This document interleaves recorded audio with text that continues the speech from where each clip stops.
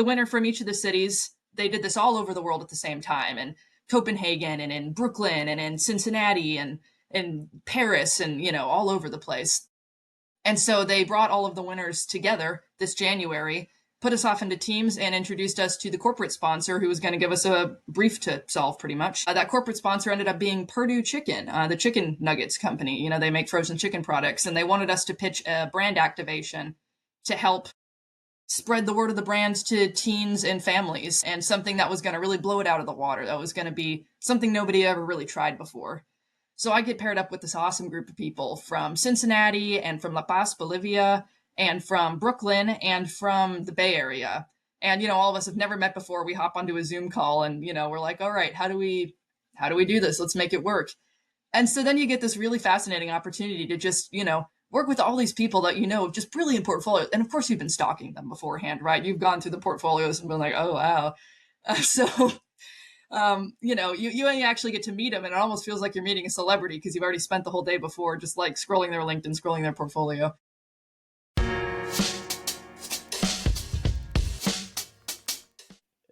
Hi, welcome to Brand Storytellers, where we talk about brands with the people who create their stories. If you enjoy our content, we ask you to leave us a comment, subscribe to the channel, maybe like this episode, do whatever you can to help us keep making this content. We really appreciate it.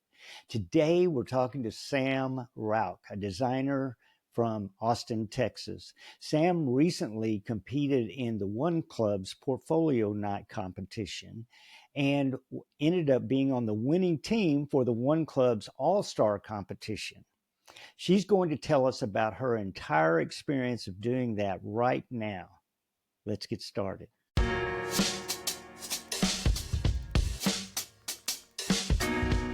So I want you to introduce yourself to our viewing audience and just tell us a little bit about your background. Yeah, so I'm Sam Rauch. I'm a human-centered graphic designer. I do a lot of work building brands and smaller identity pieces, brand collateral, kind of anything you need to have a brand tell its story.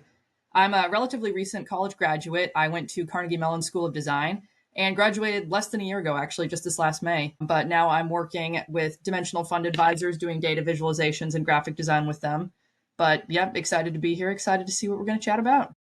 The focus of this conversation is because you were a winner in the One Club. They have portfolio night every spring or late summer or whenever they have it. Austin has their One Club chapter, and they sponsored that night, and you're from Austin, and you participated in that event, and you were deemed the portfolio of the evening. You won that award. That's right. And then congratulations, of course.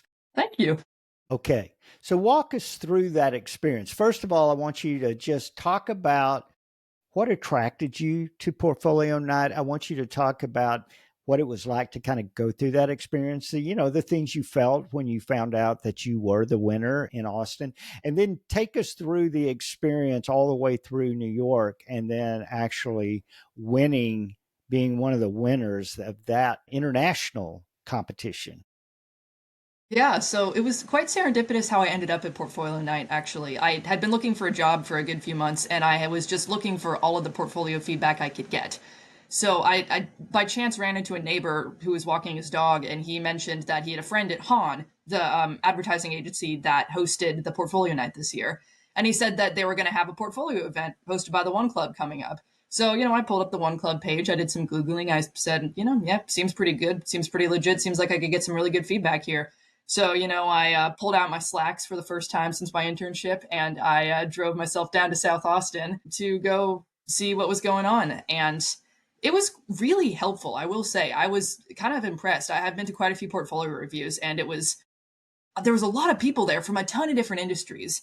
I mean, I chatted with the guy who's now my boss who worked in a finance company, and I was thinking at first when I met him, what are you doing here? Finance? What? I talked to people who work freelance. I talked to people who do F1 graphics, who do diaper companies. I mean, everything under the sun. There was somebody there who did it. So, you're there and you're getting feedback from just a million different perspectives, which was so interesting. I had never really gotten that before. But yeah, they told us when we walked in the door that they were going to select one person as the portfolio winner. And I'm looking around the room and it's full of people who are like well into their careers, and I'm like just out of college. And I'm like, oh, okay, well, that's going to be kind of fun later. I guess I'll just, enjoy the free carrots and celery dip and, just get some feedback and I'll be moving on from here. But yeah, after they tallied up all of our little score sheets and announced that the winner was going to be Sam Rauch, my first response was kind of just like, you did that right, like you might need to check the math again, right, dude? Because I just showed up here. I found out about this yesterday. Like, this doesn't feel fair completely, but I mean, I will say I've been grinding away at the portfolio for a long time, and getting that feedback from everybody and all the different sources over all of the months that I've been working on it, it did feel really validating to finally have somebody be like, hey, good job. Like, you did a really good job on this. And of course, I got plenty of more feedback to keep incorporating. So, yeah, it was really surprising, but I mean, it was nice. It made me feel pretty good about myself, as you would. So, um, but yeah, so the winner from each of the cities, they did this all over the world at the same time, and Copenhagen and in Brooklyn and in Cincinnati and in Paris and, all over the place.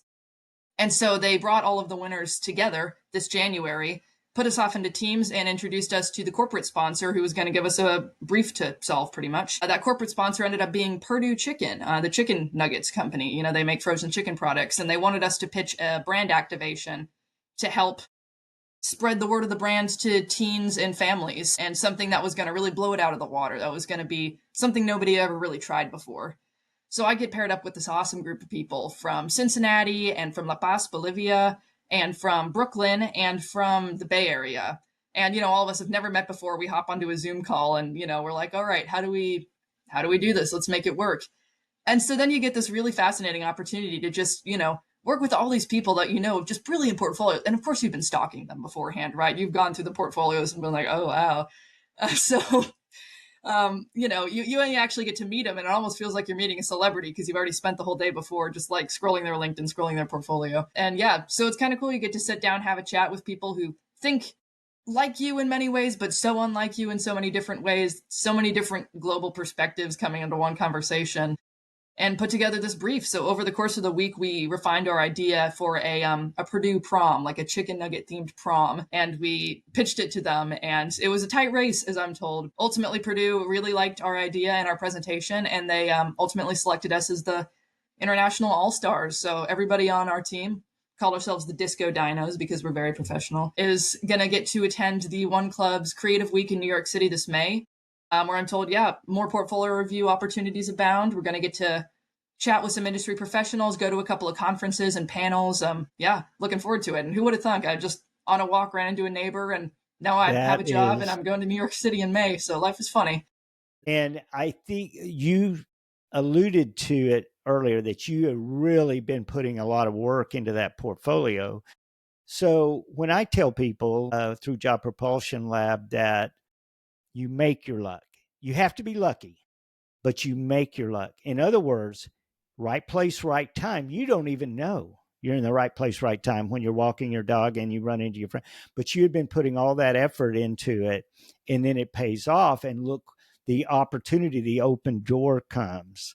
So that is a tremendous story. Congratulations again on that. I do have some of your links, and I'm going to put those in the show notes, but we'll get some links to some of the things that you did during that competition. I believe that work will be available to look at.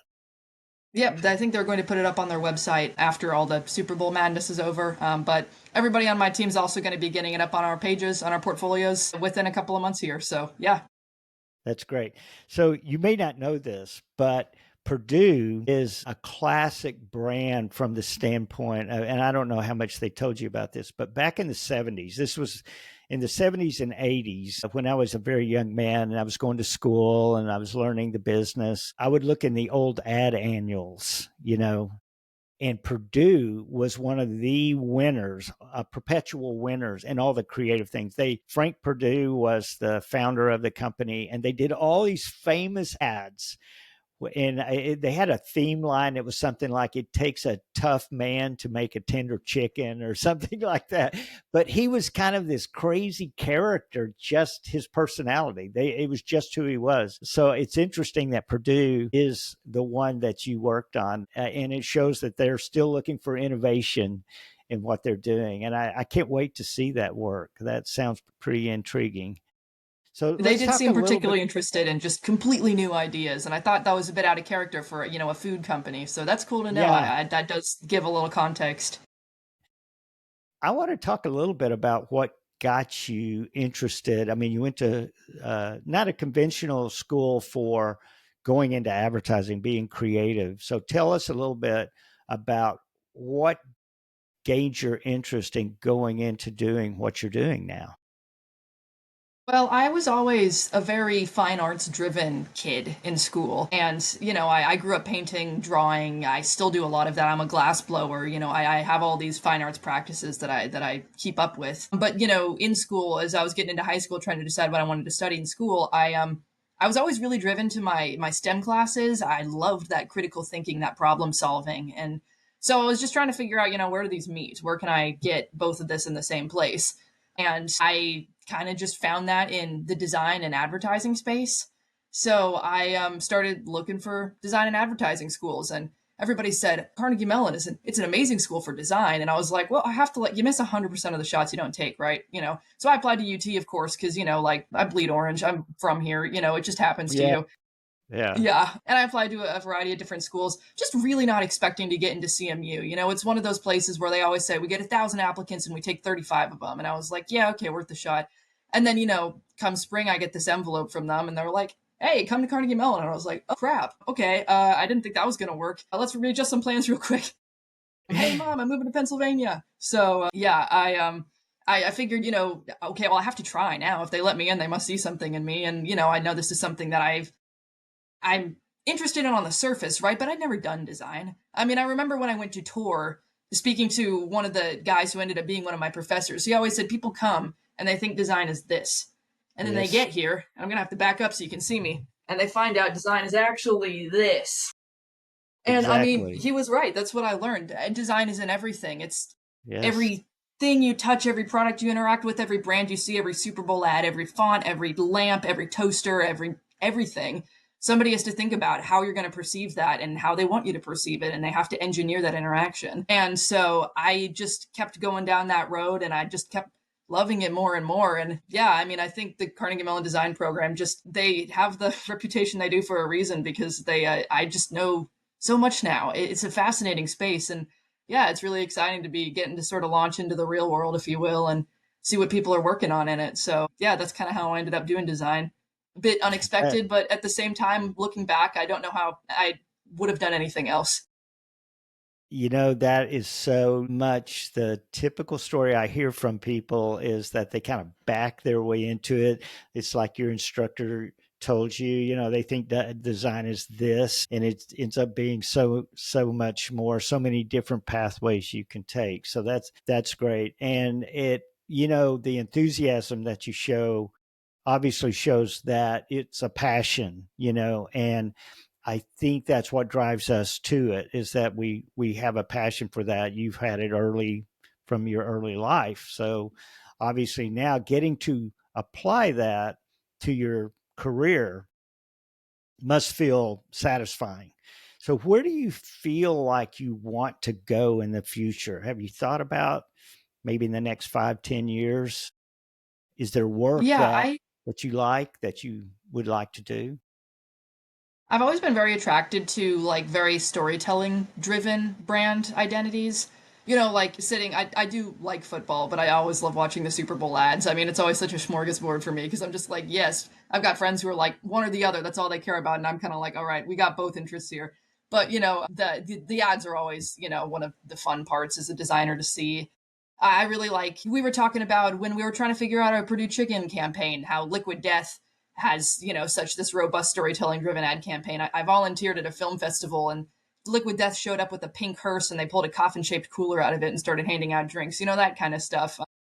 So I love that very activation forward, very sort of film and video forward approach to advertising. I took some film classes in college. Even I really enjoy incorporating video into my practice.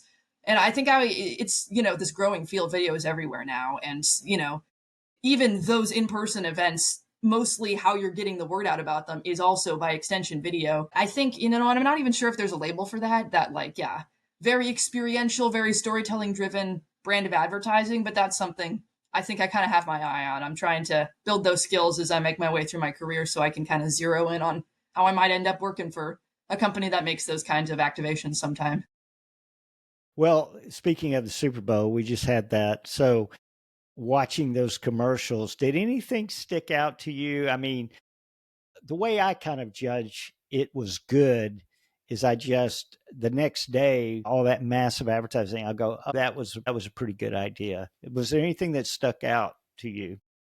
To be honest, this year, not quite as much, I think. It was a Mm-hmm. little bit more level headed. I mean, there's always good ones. There's always the Budweiser one. There's always Nike had that great one about, women in sports. And, it was all good stuff. But I will say, coming back the next day, I can't recall any that were like particularly there. I That's mean, they weren't quite as, and that might be a good thing though. I was thinking back to a couple of years ago when FTX was rolling all of those commercials out, and it's like, ooh, little cultural, little time capsule there. In a way, I understand why brands are a little bit more reticent, to be doing anything too crazy right now, with the market all over the place and the new presidency and all that kind of stuff. But yeah, from an advertising perspective, I was like, oh, come on, y'all, like try harder, be better. I want something interesting to yeah, talk about at work tomorrow. I thought that there were good ideas. I thought there were many good ideas, and there were many that, and I noticed like Liquid Death, was in the mix. I was kind of surprised that they didn't go more to the edge than they did.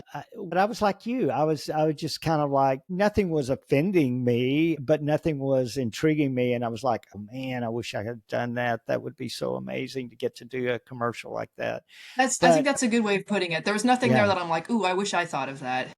so you're inspired by communicating through like more than graphic design, more than just where your education started, it sounds like.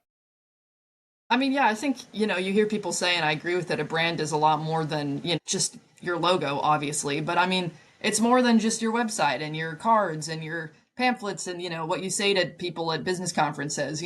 I think in this day and age, the digital space, brands are so much more pervasive than they once were.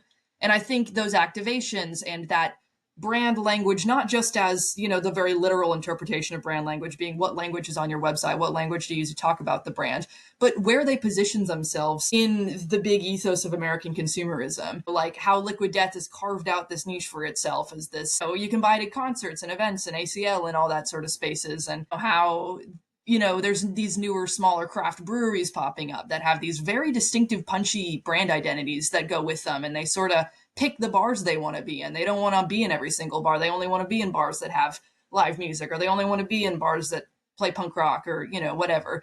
And Mm-hmm. so I think there's just a lot more creativity. I mean, that's not maybe quite the right word. There's always been a lot of creativity in the design space and the advertising space, but I think in this day and age, it's not, there's so many more channels that it can exist in. Your Exactly. phone, how you talk to people in public, your influencers, your regular old TV ads, where you're actually interacting with this product in public, the merch. I don't know. I was at Target the other day, and Poppy, that soda brand, I think they ran an ad too. They've got like Mm-hmm. merch at Target, That's not something that you really would have heard of much back in the day unless it was like a super big Yeah. beer brand or something like that. So, I mean, they're brand new and they're like, you know what? We're only 2 years on the market. Let's launch some merch. So, I think that it's just the way that advertising is moving is this more sort of, being everywhere at once kind of vibe, being a little bit more just pervasive, I guess. So, I Well, just find that really fascinating. yes. And the beginnings of that were social media. And of course, the beginnings of any aspect of advertising moving forward is always pretty rough when it comes to the innovation part of it. It always starts out where the creative elites look at it with a little disdain, but then it starts to evolve. And so I think that's where the excitement for someone like yourself should be, is because technology makes us able to do that now. And, I don't know what avenues you will take in the future, but I want you to imagine that. I want you to try to share with me, do you have some type of aspiration or dream of what you could do, what you could accomplish at the end of your career? You look back and say, I did it. Have you ever thought about that? I mean, it's kind of hard to say when you're 23 what you're going to do about anything in 10 years. I didn't even know what I was going to be studying in school 10 years ago from now, as a middle schooler or whatever it was. And I think design as an industry, one thing that's so neat about it is that it changes all of the time.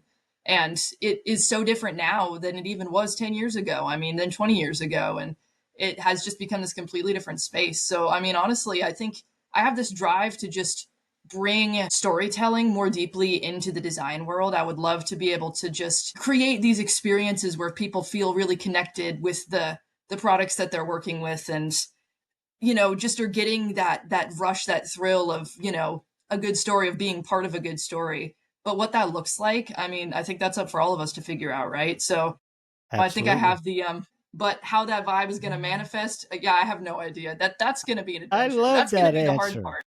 I love your answer because what you're saying is so true, wise beyond your years, that you're like surfing, right?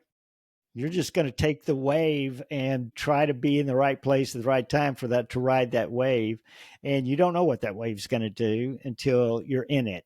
So that is a wise answer. But I think the focus of that answer is that you want to connect. You want to really connect brand to the right person in a genuine, authentic way. That's what I'm hearing. Would that be I correct? think, yeah, the core of it is really about like, telling a story, because I think that's just one of the like deepest, oldest, most worldwide universal ways that people find meaning, fulfillment, just joy. I mean, when you get really into a good book, to offer a really obvious example. But when you like see advertising, like those Super Bowl ads every once in a while you get, when you're like, oh, that was smart. I love that. What did they do? What went into that there? Or you see a film and they really, it just gets your gears turning. I think that feeling is something that's always really driven me, and being able to use that in a way that brands can kind of leverage that feeling and just make this genuine, deeper connection with people through that storytelling. Yeah, I mean, I think it just, that really drives me. Yeah, I can see that. So I'm curious.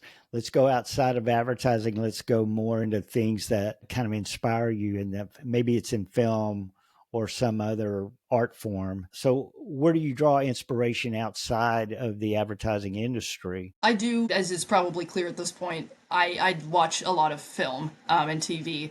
And, one of the things I always tell people about design is that, in a very crude sense, it's psychological manipulation. It's like getting people to think, what do you want them to think without realizing that you've made them think it? And in that way, film and design are very, very similar. When you watch a movie, everything's been so carefully crafted. What's on screen? What music is playing? What color grading is happening?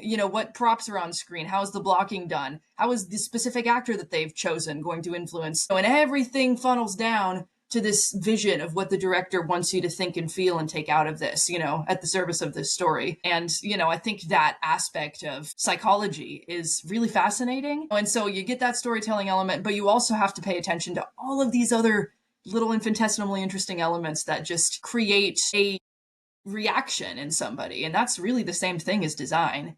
So I pull a lot from film because it just, yeah, it gets my gears going. It has all those little components that I actually think are quite similar across the fields. I love film because it communicates using more senses, our senses. We can read a book, and even the great writers can immerse your senses in the written word. And, Hmm. but film can give you an audio and visual experience that can immerse you as well. And it can be done poorly, it can be done effectively. And so I have my favorite films that I think are I do have to perfect ask, I mean, if films. we have time for it, what's your top three? I need to know. My top three, I would Or say, five, or just a yeah, number. yeah. Well, and I'm glad you gave me a number because I will tell you that I almost look at it like genre. It's like Yeah, that's true. you can't name a greatest film in my What's that like mind. John Mulaney quote? He's like, yeah, my favorite foods are lobster and Skittles, but you don't put those in the same category. But I I look at love. it like if there's a movie that I watch over and over and over again, it's not because of the story per se, though I'm taken by that.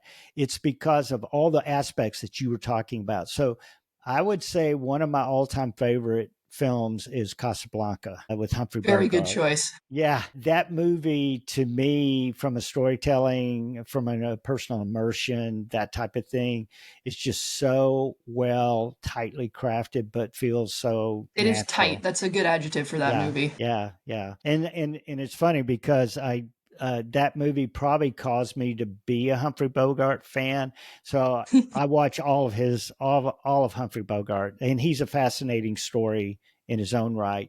But then I would say it would be, it's I appreciate the art film, but that movie and so many others that are doing what you're saying about design to me is so important. It's such a responsibility of ours, and we, unfortunately, the marketing industry, the advertiser, doesn't embrace it enough, and that's sad because there's so many opportunities to connect with your customer on a genuine, authentic level. And, a lot of companies, a lot of leading brands, they pursue that completely. I mean, Starbucks, which is kind of just known kind of in the fast food area now, but when they began, I mean, they built their whole model on this experience, the third place, and built an empire with it. And they didn't advertise. They didn't do any conventional advertising for, I don't know how long, 2 decades before they started advertising. And the reason was because they didn't have to advertise. Their customers were their advertising. And I'm in awe of companies that do that. And I just wish that if I had a hope for the industry, it would be that we would be able to swing back and move back to the era of where there is more effort trying to connect with people in a genuine, authentic way. So Well, and I that think the key to said, doing that is that you have to be, solving a real problem instead of just creating one to solve. And I mean, that that's a tale as old as time, companies trying to make problems so that they can solve them. But the best advertising really does have to start with that. There is no concept of a third space. There's nowhere for people to, go and be outside of their homes or their places of work. Let's address that, and I think that is probably what works so well about that campaign, if you can even call it that, lack of advertising. Yeah, I mean, I think a little more genuine care for their customer base is something that you have to have that if you want to make ads, if you want to be a brand that's going to connect with people on that level. right, and I got the opportunity to work on the Ritz Carlton Hotel, and that's built very much on the same principle of their customer being so in tune with their customer, so on such a genuine level. That service was at such a high standard for them. Their kind of their motto was, "Ladies and gentlemen, serving ladies and gentlemen." And they really did infuse that into the culture of that company. So it was a real privilege to work with them. As you mentioned, with very limited experience, having that kind of a drive for psychology and an interest in, that like human connection and, the human centered space. I said at the top, I'm a human centered designer, and I really think everybody should be if you're going to be in the design space. So I appreciate it. I work very hard. I try to keep on top of, papers that come out in books and reading and talking to people, even outside of design, because you learn so much from people when you're not expecting it. So thank you. I really appreciate that because I really do put in the work. Absolutely. Yes, don't be surprised by that because it's obvious you have the work ethic. It's obvious that you have the passion and the interest. So you're not going to work a day of your life if you get to just pursue those things. And I know that's a bit of a cliche, but I will tell you that it is very, very true.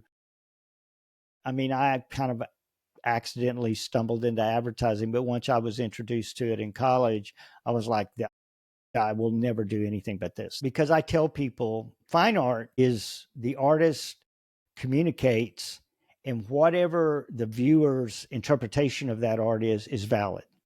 It's about doing something and the audience reacts in their individual way. What makes advertising art very, very difficult is that you have to create something so intriguing, they want to engage with it, they want to look at it, but they all have the same response. That's a very complex, difficult thing to do because people are different. So, but it's been done, which proves it can be done because there is commonality in the human endeavor, and we all sync with something, we all get behind something, or at least the right group of people do. So I've always found it a really fascinating opportunity. It's a challenge because it is a business.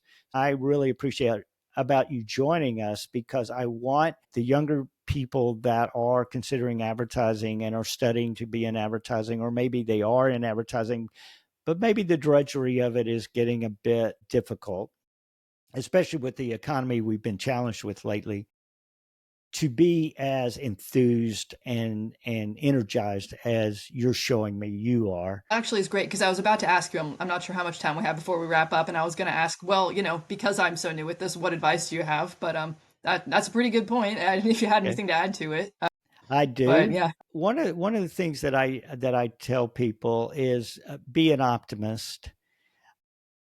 This business is challenging, and there are going to be situations where you probably are going to work with difficult people because that's just the way of the world.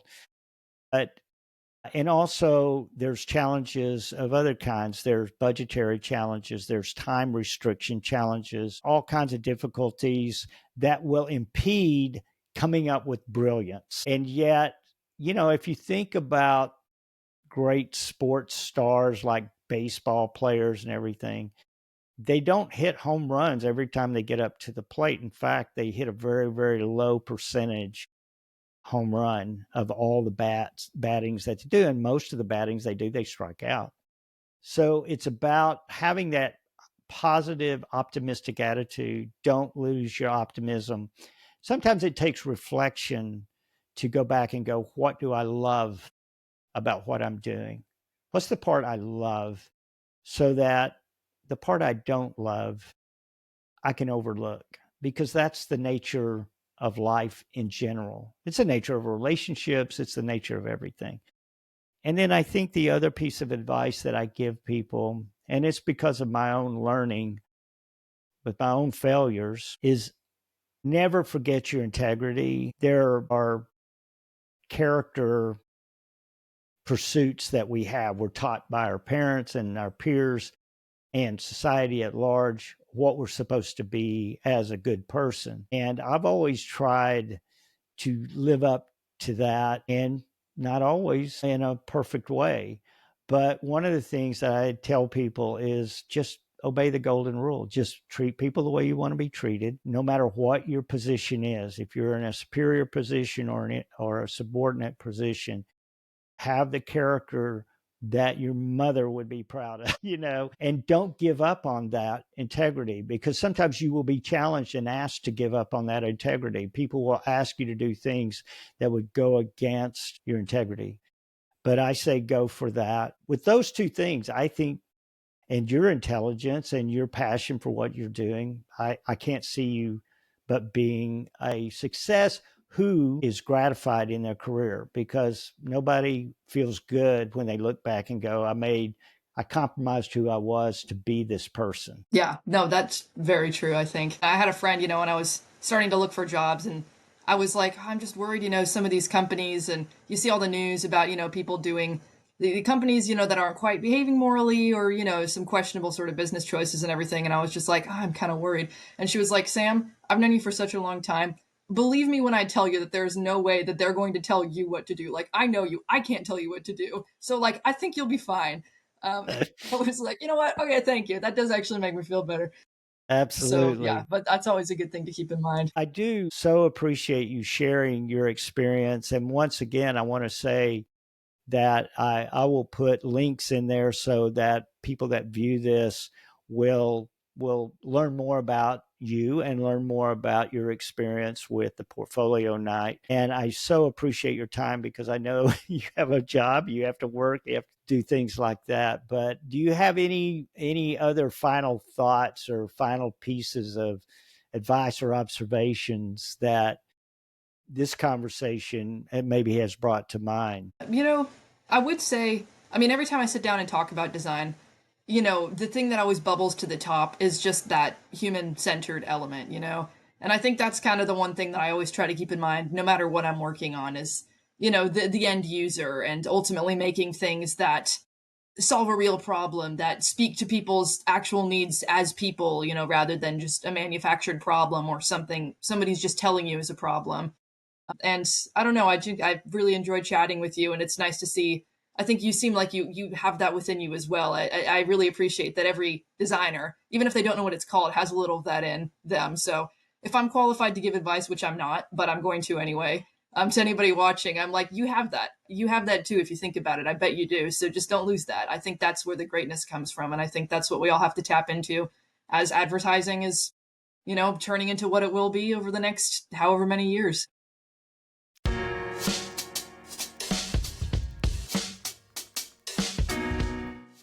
You can see why I needed to talk to Sam. She has the energy, the passion, and the talent this ad community needs. If you want to know more about the One Club, Portfolio Night, Job Propulsion Lab, or anything else that will help you have a great ad career, check out the links below. While you're there, leave a comment, subscribe to the channel, give us a like, and we'll keep making content like this. See you soon.